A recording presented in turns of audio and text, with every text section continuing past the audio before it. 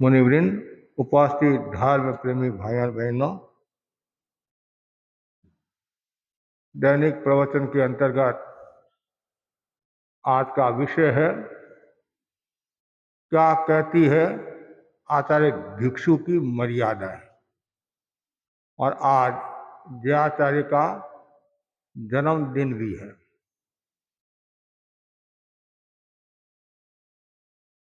भगवान महावीर की वाणी है, परक मेजा तव संजमम्मी। जैन परंपरा का धार्मिक संगठन तेरापंथ है। तेरापंथ धर्म संघ अपनी अनुशासन शैली एवं मर्यादा निष्ठा की दृष्टि से एक विलक्षण, अद्भुत, अनुपम धर्म संघ है।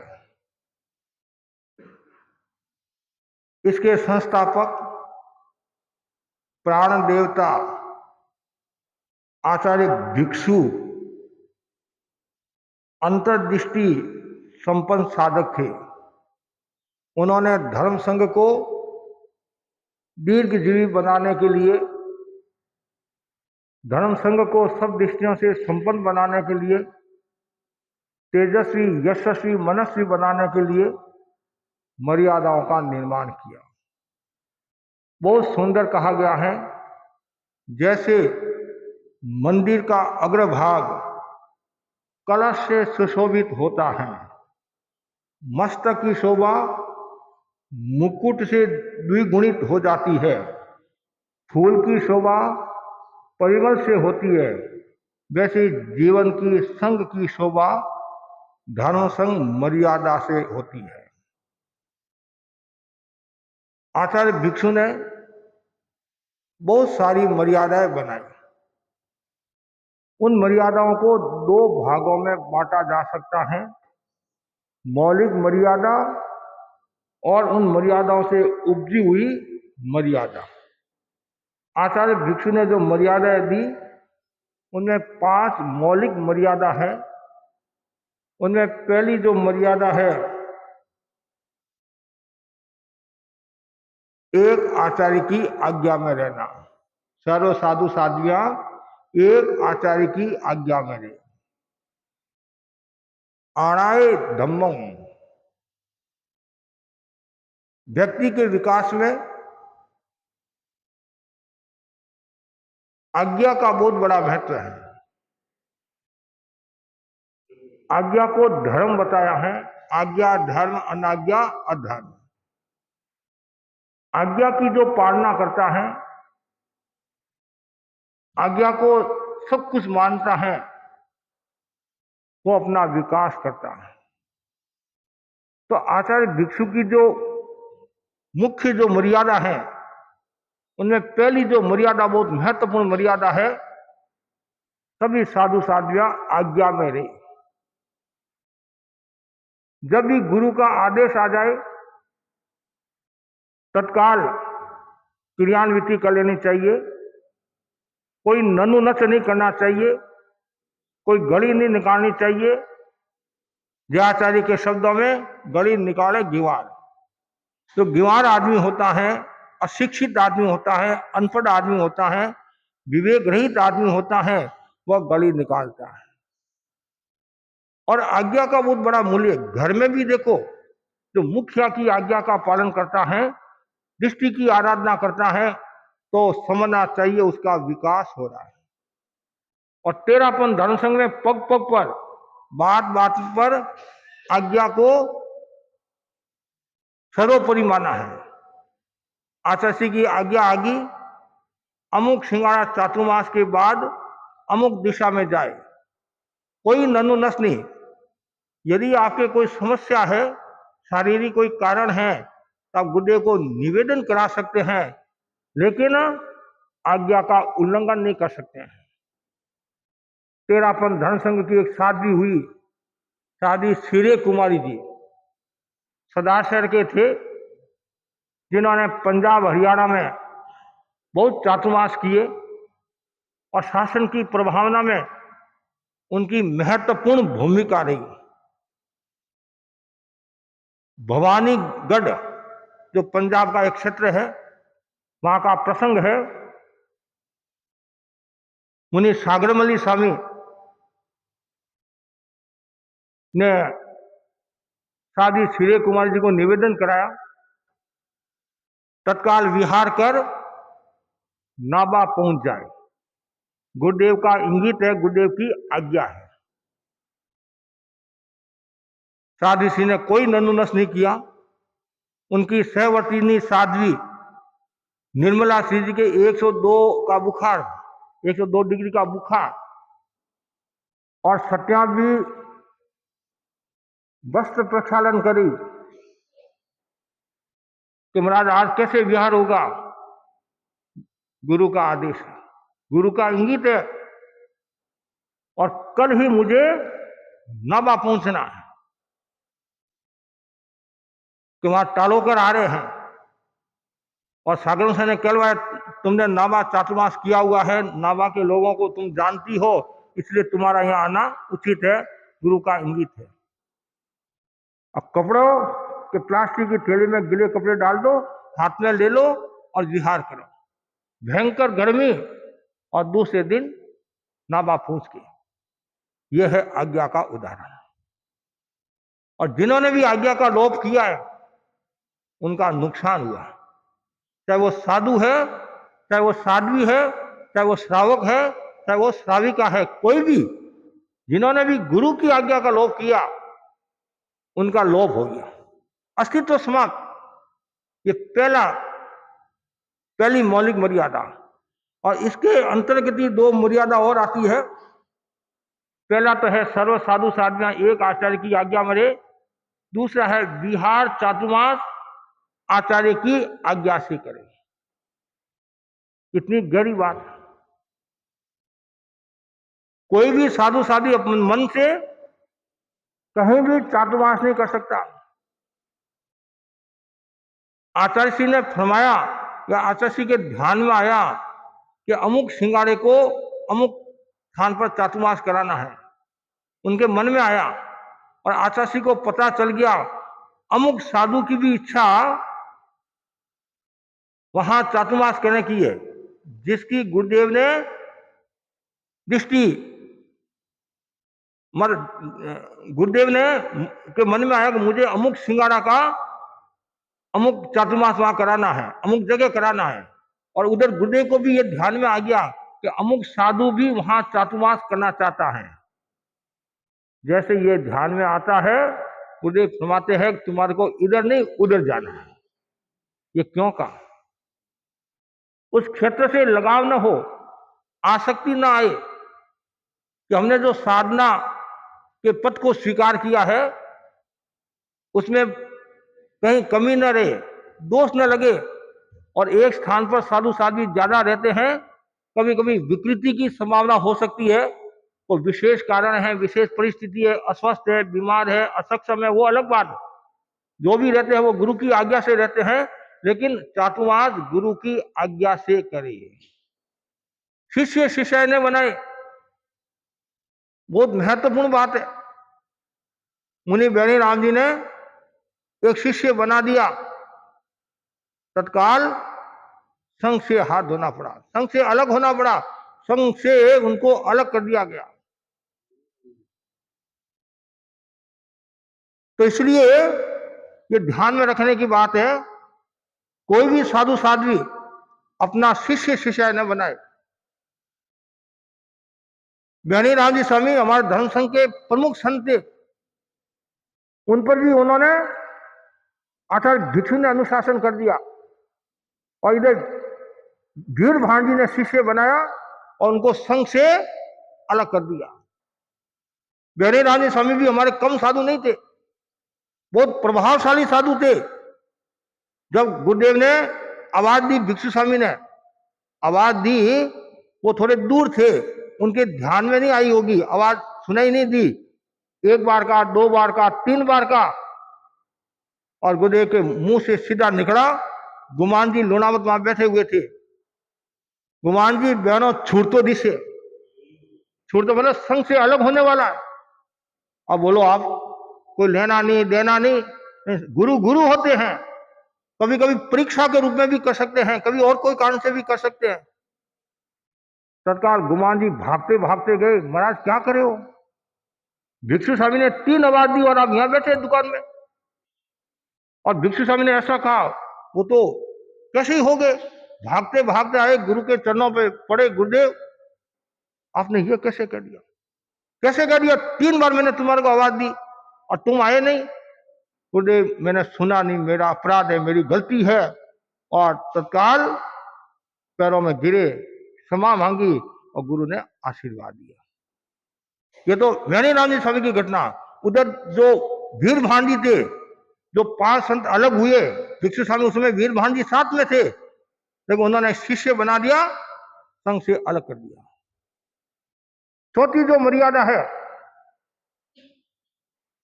योग्य व्यक्ति को दीक्षित करना। बहुत सुंदर बात है, बहुत महत्वपूर्ण बात है। संघ को तेजस्वी बनाना है तो योग्य व्यक्ति को संघ में दीक्षित करना।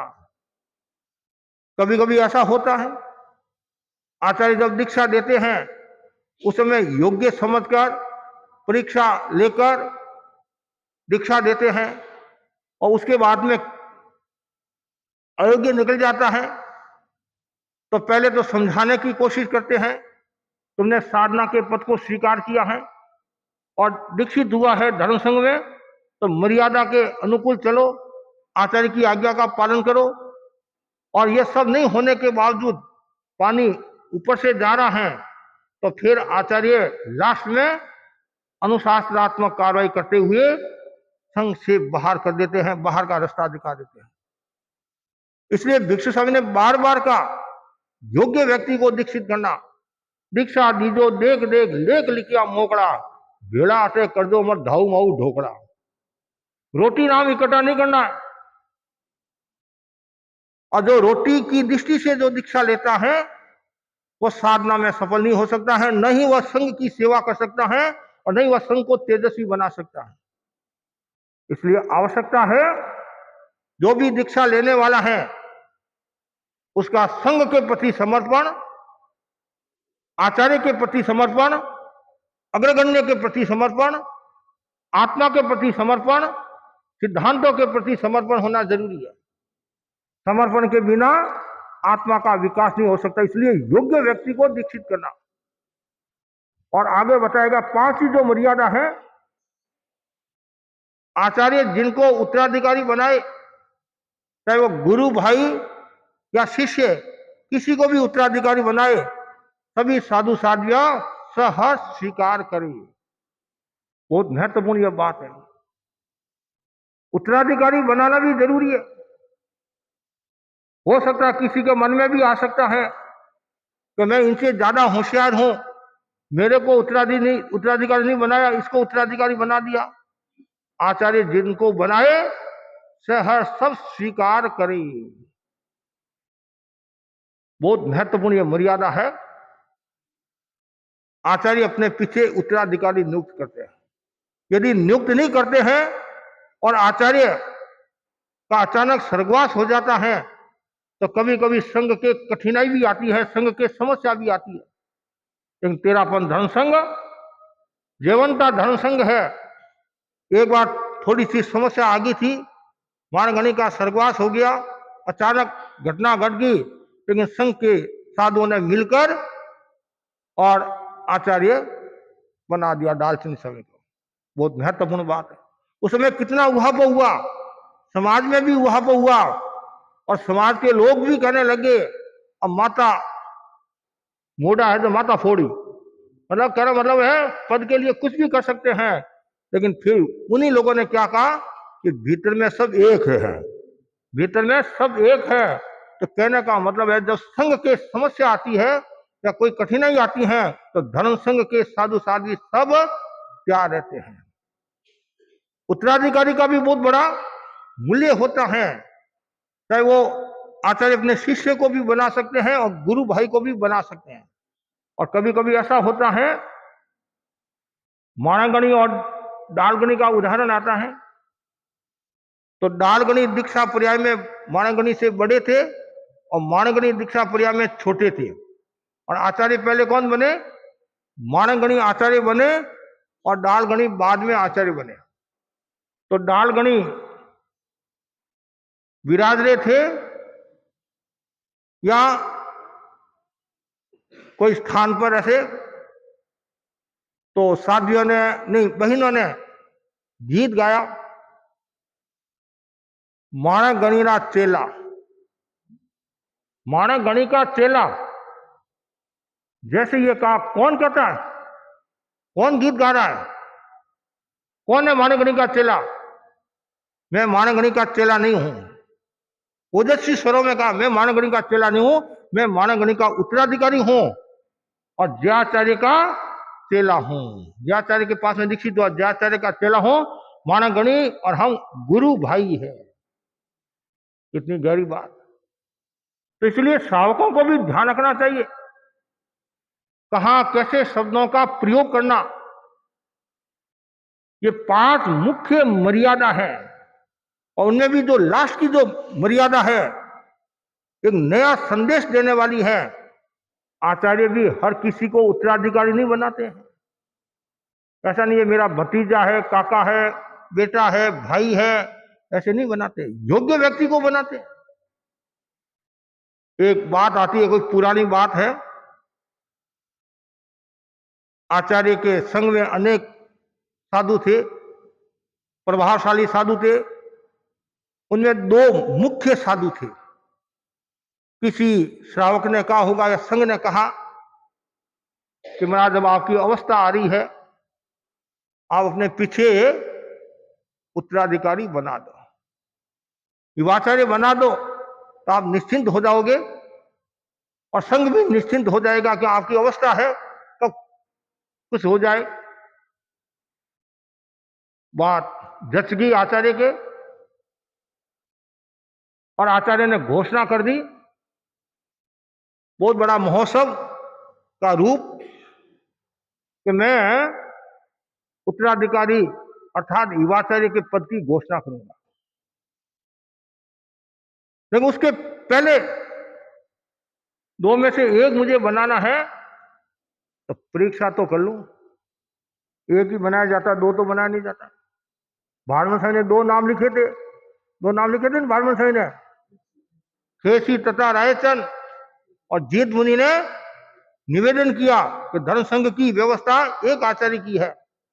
तत्काल खेसी के ऊपर लाइन कर दी, रायचंद युवाचार्य बनेगा।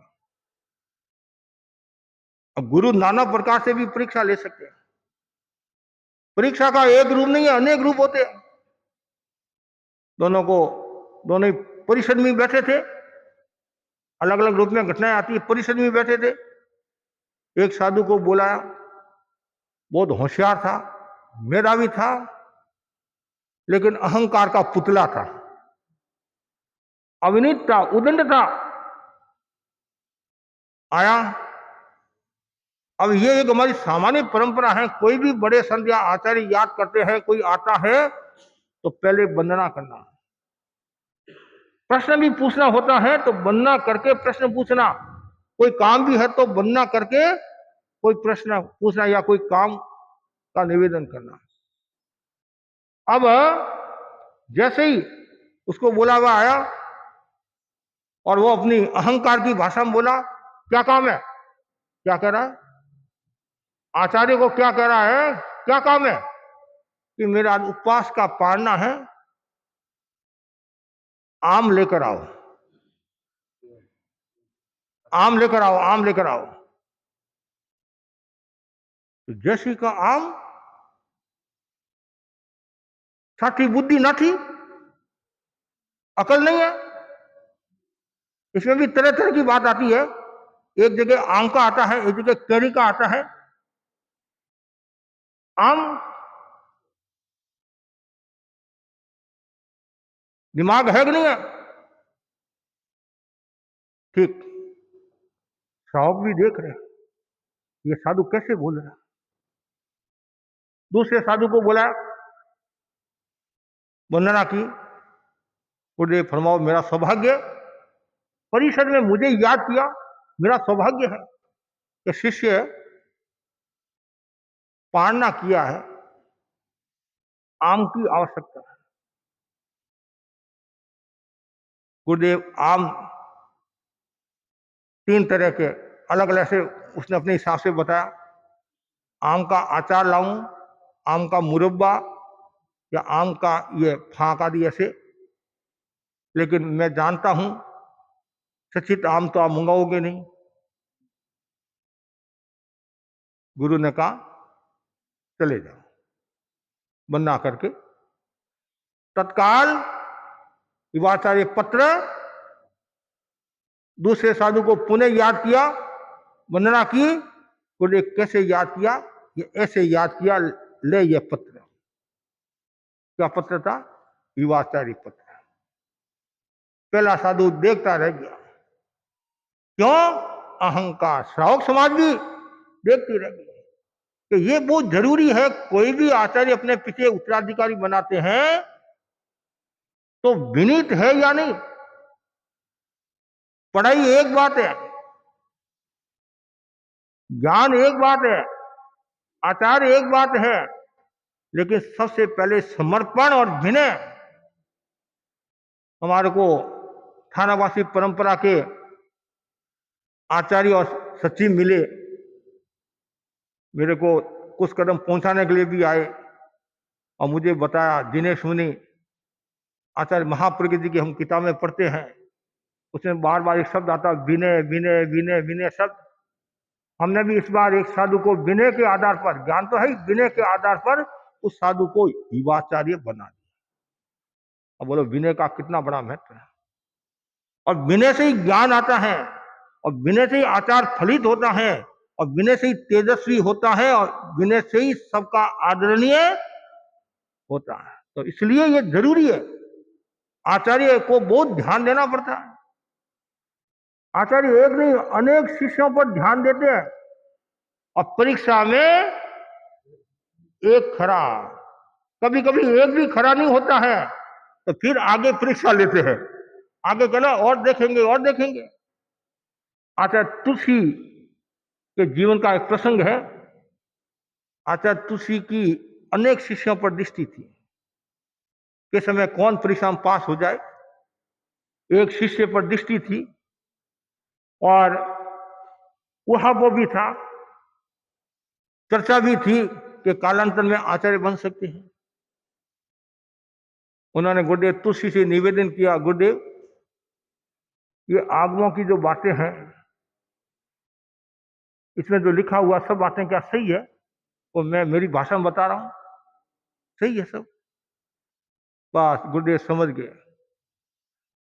जिसकी आगम के प्रति श्रद्धा नहीं है वो मेरा क्या उत्तराधिकारी बनेगा, क्या संघ की सेवा करेगा। बहुत महत्वपूर्ण बात है। और यही बात श्रावक समाज के लिए। श्रावक समाज संघ का अध्यक्ष होता है, सभा का अध्यक्ष होता है। यदि सभा के जो नियम है, संविधान के प्रति यदि आस्था नहीं है तो वो क्या संघ की सेवा करेगा, क्या समाज की सेवा करेगा। इसलिए आवश्यकता है कि सभी मर्यादाओं के प्रति सजग रहे, मर्यादाओं की पालना करे, अनुपालना करे। और जो व्यक्ति मर्यादा की पालना करता, अनुपालना करता है, वो खुद तो सुखी रहता ही है और समाज को भी सुखी बनाता है। इसलिए क्या कहती है आचार्य भिक्षु की मर्यादा है, ये मुख्य 5 मर्यादाओं के बारे में। ऐसे और भी बहुत मर्यादा है। सभी साधु साध्विया 5 महावत, 5 समिति, 3 गुप्ती की अखंड आराधना करे, ऐसे अनेक मर्यादा है। संघ में रहकर संघ के साथ धोखाधड़ी नहीं करे, बेईमानी नहीं करे, और गुटबंदी नहीं करे, दलबंदी नहीं करे। ये सब आचार्य भिक्षु की मर्यादा है। एक एक मर्यादा पर यदि विस्तार करे तो अनेक प्रवचन हो सकते हैं। गुरुदेव तुलसी समय समय पर एक एक बिंदु पर प्रवचन करते थे। आचार्य महाप्रज्ञ जी समय समय पर एक एक बिंदु पर प्रवचन करते थे। पूरा खुलासा, किस प्रकार वो खुलासा करते थे। और फिर जयाचार्य ने इन मर्यादाओं को गुंफित कर गण विशुद्धि हाजरी और बनाई। 28 हाजरियों को एक हाजरी के रूप में गुंफित किया और मर्यादा महोत्सव का रूप बाद में हुआ। और आज आचार्य जीतमल्ली स्वामी का जन्मदिन भी है। यदि योग की बात है, आचार्य भिक्षु के निर्वाण के 1 महीना 1 दिन के बाद उनका जन्म हुआ। वो कहते हैं कि मैं भाग्यशाली हूं, पंचम अर्ब में मेरा जन्म हुआ और आचार्य भिक्षु जैसे महान आचार्य की परंपरा में मुझे दीक्षित होने का सौभाग्य प्राप्त हुआ।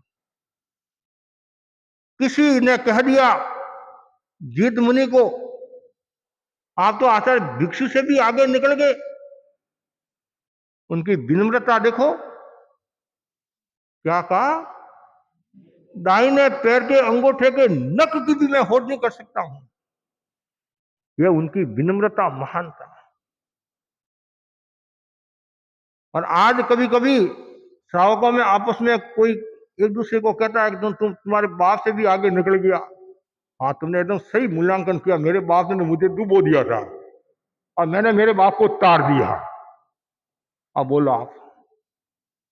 और कभी कभी क्या कहते हैं कि बाप मेरे साथ में रहता है। अब ये क्या है?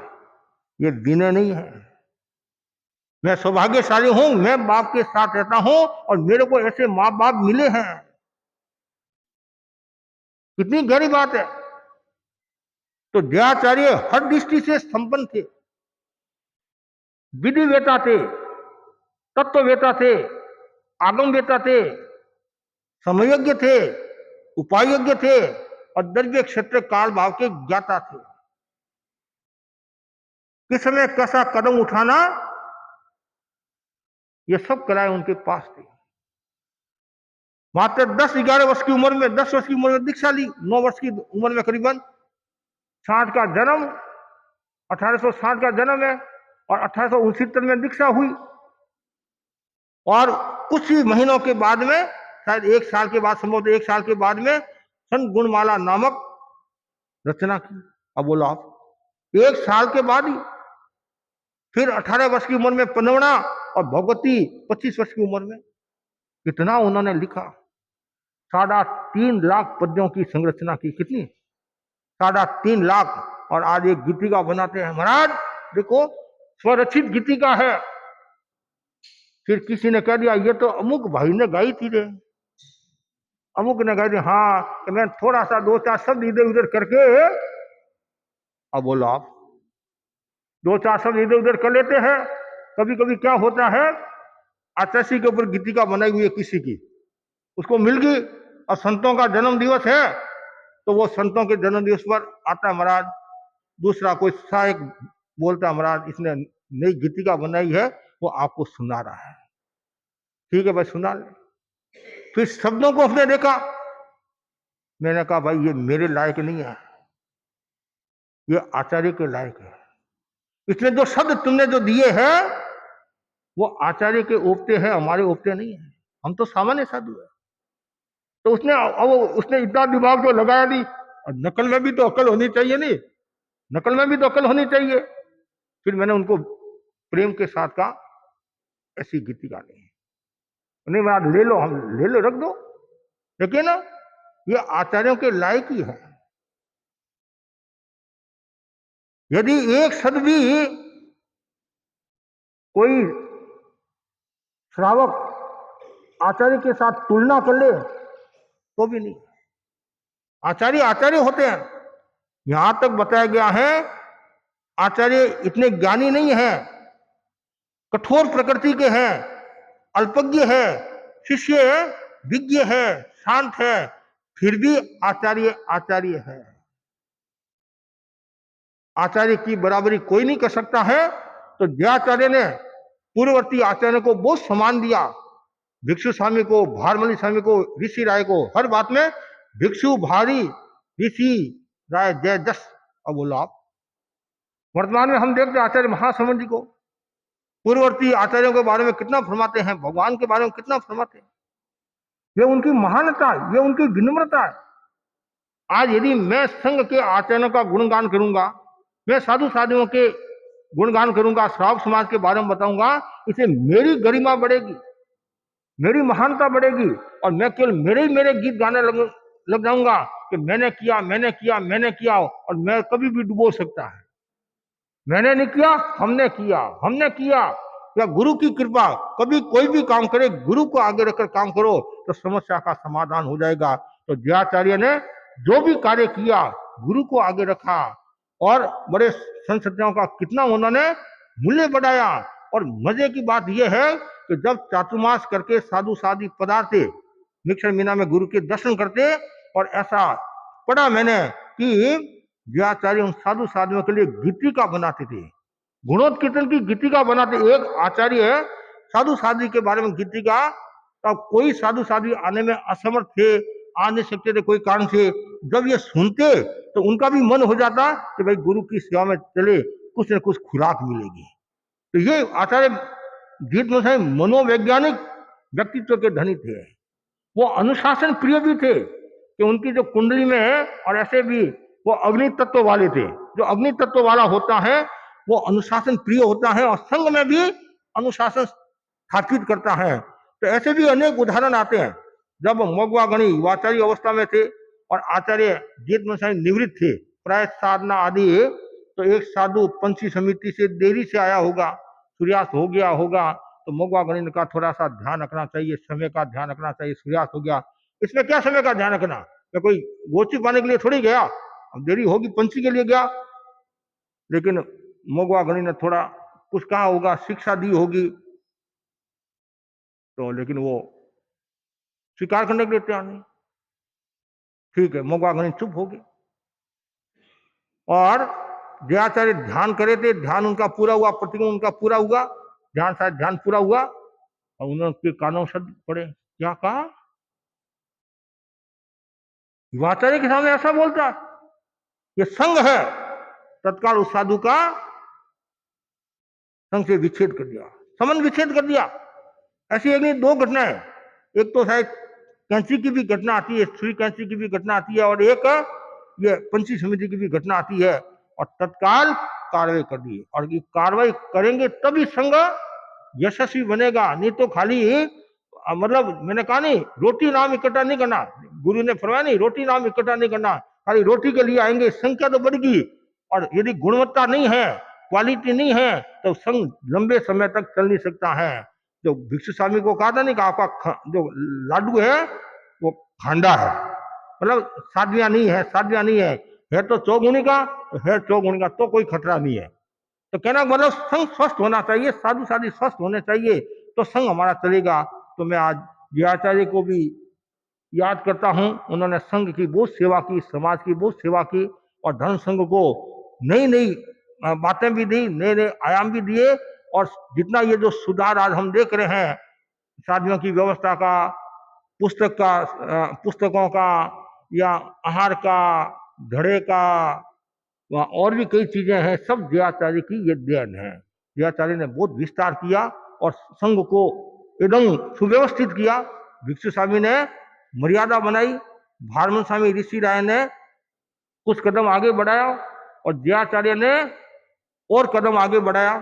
भिक्षु स्वामी ने मार्ग बताया, और जयाचार्य ने वो गढ़ी, ऐसे बोलो कच्ची सड़क कह दो बना दी, और आचार्य तुलसी ने पक्की सड़क बना दी, और अब आराम से घूमो फिरो। लेकिन इसका मतलब ये नहीं स्वतंत्र नहीं रहना है, जो स्वतंत्र मतलब स्वच्छंद नहीं, आत्मानुशासन का विकास करते हुए खूब विचरण करो। तो ये गुरुओं का आदेश निर्देश, तो गुरु की आज्ञा का जो पालन करता है वो सुखी रहता है। इसलिए सभी साधु साधियां मर्यादा में रहे, अनुशासन में रहे। इसलिए बहुत सुंदर ये जो हाजिरी है, हाजिरी का मतलब क्या होता है, उपस्थित रहना। कहाँ उपस्थित रहना, तो हाजिरी का वाचन होता है तो साधु साधियों को उपस्थित रहना जरूरी है। ऐसे साधु साधु व्याख्यान में आए या नहीं आए, लेकिन हाजिरी में आना जरूरी होता है। कोई अस्वस्थ है, बीमार है, तो मुनि को या आचार्य को निवेदन करा दो कि इस कारण से मैं आ नहीं सकता हूं, तो आचार्य के मुनि के ध्यान में रहे, ध्यान में रहे। सर्व साधु साधियां 5 महावर्त, 5 समिति और 3 गुप्ती की अखंड आराधना करें।